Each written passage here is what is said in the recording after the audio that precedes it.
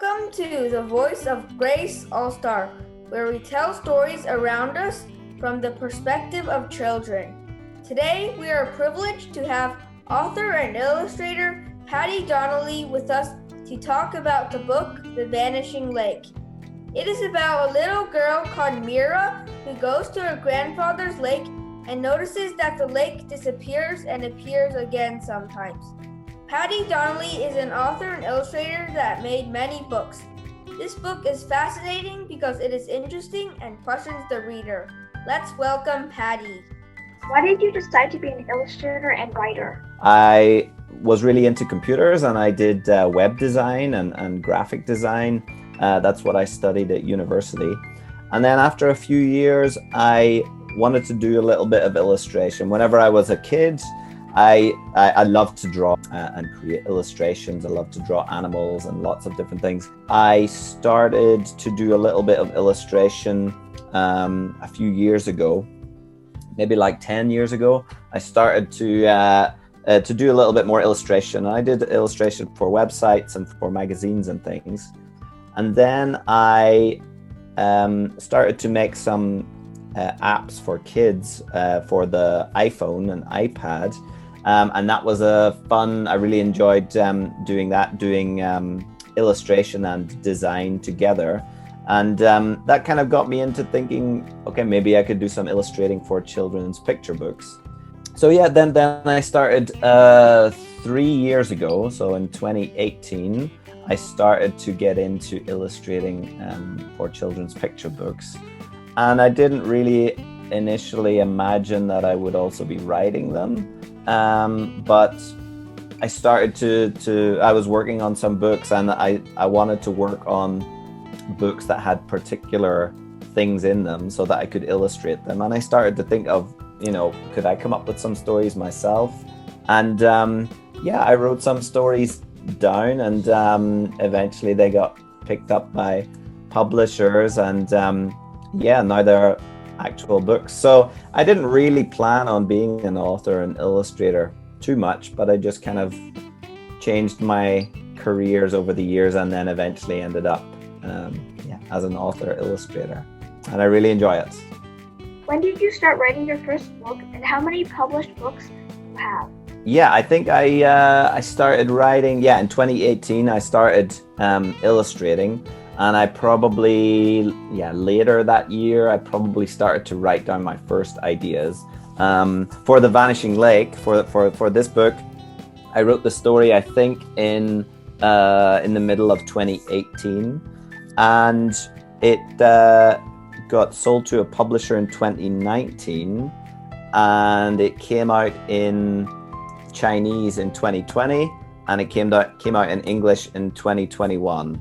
And this is my 8th picture book that I've done the illustrations for, but my first one that I've also written as well. So my previous 7, they were I just did the illustrations for them. Hi, Mr. Paddy. Do you like being an illustrator more or a writer? That's really interesting. I think I'm an illustrator first, and that's definitely what I started doing first. And it's only kind of recently that I've started working on doing both parts together, which I really love as well. But it's when you're working on both the words and the pictures together, it's a really different process. Whenever you're doing the illustrations for another author's book, that story is already finished, the words are finished, and then you just have to add on the illustrations and make the book into a bigger experience and the visual experience. But whenever you're coming up with the words and pictures yourself, you do some of the words and that gives you ideas for the images, and then you do the images and that gives you ideas to change the words. So it's a really different process. And because I do both parts, then it's not really that I'm thinking about one or the other at the same time. So it's not that I really enjoy the writing and then don't so much enjoy the illustration. It's kind of the same thing because you're doing it all at once. So I really love all of it. Okay, my second question is, how long do you draw or write each day? A lot. I think I get up early and I start illustrating early in the morning and work all day. And then sometimes even I work in the evenings as well because, I'm working on a lot of picture books at once. And I illustrate book covers for middle grade books. I do some mentoring on some design courses. I do some illustrating for lots of other different things, websites and magazines and everything. So I have a lot of projects on at once. So sometimes I have to work all day, and sometimes I work in the evening and at night. Hello, Mr. Paddy. What is this book about Lake Loughareema? Is that how you pronounce it? So this is the name of the real lake. So it's called Loughareema. So it's that kind of word. In Ireland and Scotland, they call a lake a loch. So it's Loughareema. And why it's about this particular place. It's based on a real place that was right beside my hometown. And I grew up next to this lake that really disappears and reappears. It can sometimes do that in one day, and I always thought it was pretty mysterious. I thought it could be a fun idea for a book, or just kind of the thinking about the mystery, the reasons why. I thought that could be a good idea for a book, and that was my initial idea, to just create a book about this place that I knew, Loughareema. And then I started to add the characters. So I came up with, I needed to have a character, a child character. So then usually in kids books there's a child character that the reader can identify with, and they put themselves in that position. So I had a child character, and I wanted them to want to find out the mystery, or like solve the mystery, kind of find out the reason why the lake would be vanishing. And then I introduced a grandfather character who would come up with all of these stories, and then I could just make it get crazier and crazier as the story went on. Was it based on a real thing, inspired, or imagination? Well, I mean, the story itself, the first idea started off based on this real place, but all of the things that happen in the story, and just the whole idea, all of the characters and granddad's stories, they are, pure imagination and things that I had to make up. So the first idea was kind of based on a real place, and I guess that's a good lesson is to write about what you know, and to write about the things that you've experienced and the things that you see. And so this was a place that I knew about, and that just started it off. But that was like 1% of the story, and then I had to use my imagination and make up all the other 99% of it. Hi, Mr. Paddy. How did you think of all the grandpa's creative answers? And I needed this grandfather character to add some magic to it, and some crazy stories. And I just had to sit and brainstorm lots of ideas. I just had to think. I really love books about animals and drawing animals and everything. So I tried to think of most of the reasons involve animals and the natural world, so that I could draw those things. The sheep got into the lake and went swimming, but all of their wool soaked up all of the water. And so I thought that would be quite a funny reason, but it wasn't too wild and magical. Then I started to think about, okay, maybe we have mermaids in the lake. And so I tried to make it more and more, bigger stories and more unbelievable as it went on. And I just had to sit and brainstorm lots of stories, and I have lots of stories that didn't make it into the book, because I made a big list of all the stories I thought granddad could tell. How long did it take you to finish this book? I think I wrote the story pretty quickly, and then most picture books have the same number of pages in them because of the way they're printed. they always have the same number of pages. So I knew that I have so many pages to tell this one story. And the basic idea of the story is that there's a lake that disappears and reappears and disappears and reappears, and the character wants to know why. And then there's another character that's telling her a crazy story, and then another crazy story, and then another crazy story.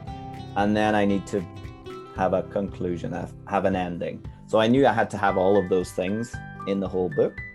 So what my process is when I'm creating a book is I have the idea, and then I look and I put out 32 blank pages, and I really roughly sketch, okay, in this first page we'll have the lake completely full, and then the next page, when you turn the page, it's completely empty, and then you turn the page and it's back again. So you have the lake full, and then you turn it and it's going to be empty, and then you turn it and it fills up again. And then I wanted to have all of these stories, okay, that, I'm filling up all of my pages. And then I made some rough sketches of what I think, my idea is that I would have, mermaids taking the plug out of the lake and all the water going away. How would I show that? All of that process does take a long time, so a few months, definitely. But it's also spread out over a long period of time too. So it's kind of hard to know when you're coming up with the initial story and you maybe don't even know if it's going to be a real book. That's a long period of time, maybe a year or something. I think for this book, it was maybe a year before it sold to a publisher. What was your favorite part of the book and why? I do have a few things that I really love to draw. I love to draw water. So getting to draw the water and the reflections and making it seem like it, really feels like water. I love to draw animals, getting to draw the otter swimming underwater here and make it feel like it's underwater, and the narwhals and everything. Yeah, getting to draw animals is also something I really enjoyed. Getting to figure out how to make the landscape look kind of magical and really, really green, like in Ireland, but it also had to really shine and be a really vibrant green. And also I had to slip in the clues. So if you know the ending of the book, you can go back and read the book again and notice that all of the mountains that lead down into the lake, you can also see these hints of the shapes, like you've got these tusks in the white fences here, and you've got the big trunks and the heads, and you can see them all sitting there, and some of them really look like what they might be. So I got to slip in, go back and figure out how to put little things in there that if people read the story again, they could start to see the clues that they wouldn't have spotted the first time.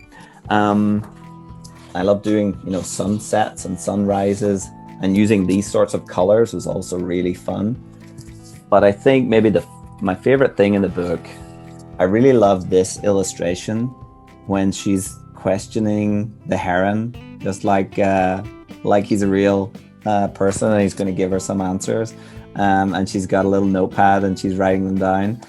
I really like to draw birds, but I just thought that was a really funny image. So I think that's one of my favorites. During the process of writing this book, did you come across any difficulties, and how did you overcome them? One difficulty or challenge maybe is a better word for me. Whenever I'm working on illustrations and picture books, and especially when I'm doing my own story and you're in charge of both parts, is kind of knowing when you're finished or when the story is ready to go, because you can always be changing stuff all of the time, and I can keep adding new things to the illustrations, and I can keep rewriting the words.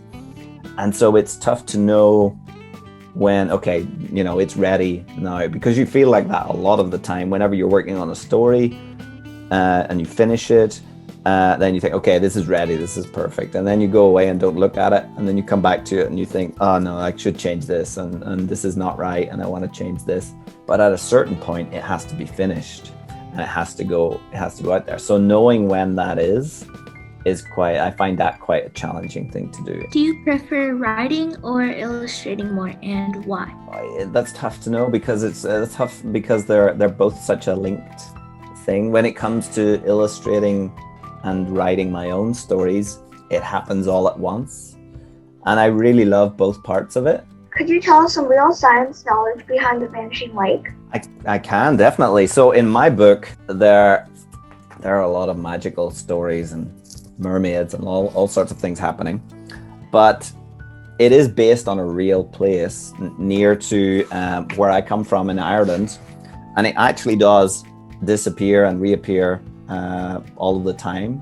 And at the back of the book, there's some scientific facts in there, or a little bit about, there's some photos in here of the real Vanishing Lake, which is close to where I grew up, and it talks about the real reason that it vanishes and reappears, and it's because it's got this there are a lot of holes in the bottom of it, but it's not that the water just runs straight out of it, it runs out really slowly. So it's got a lot of holes in there, and it rains a lot in Ireland, so it rains all of the time. That's why it's so green, because there's so much rain. So it rains a lot, and the lake fills up, and then it slowly goes back down whenever it's sunny. It starts to slowly go out of the lake. So if it was, if the holes were really big, or there were there were a lot more of the holes, the water wouldn't really fill up that much, and it would just go away. It would just flow away really quickly. And if there were no holes in the bottom, it would just, be a lake and wouldn't run away. So it's kind of a perfect situation where you have a lot of rain that it can fill up all of the time, and it's got these this porous lake bed, and the water can go away slowly. And I've actually got some photos of it that I took myself. This is the real lake when it's full, and you can go back the next day and it would look like this. It would be empty. And here it is from another angle. So this is the sign that's on the side of the road, and this is the same sign, but the lake is gone. So this is what it looks like, and you can see there's some sheep in the background there, and there's a little stone wall on the left, and that's the kind of stone wall I have in my book. I've got a lot of sheep in there, and a little fence, and I've even got the little stone wall that they're sitting on, and the sheep, of course. There are a lot of sheep in Ireland, and so I tried to take as much inspiration as I could from the real lake, and it's pretty magical on its own that this place exists. But maybe, you never know, there could be some magical reasons for the lake disappearing and reappearing again.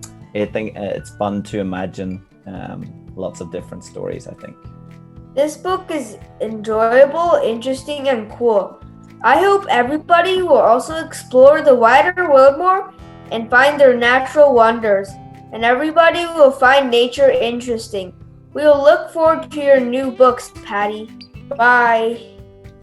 Bye-bye. Thanks for having me. Thank you. Bye. Thank you.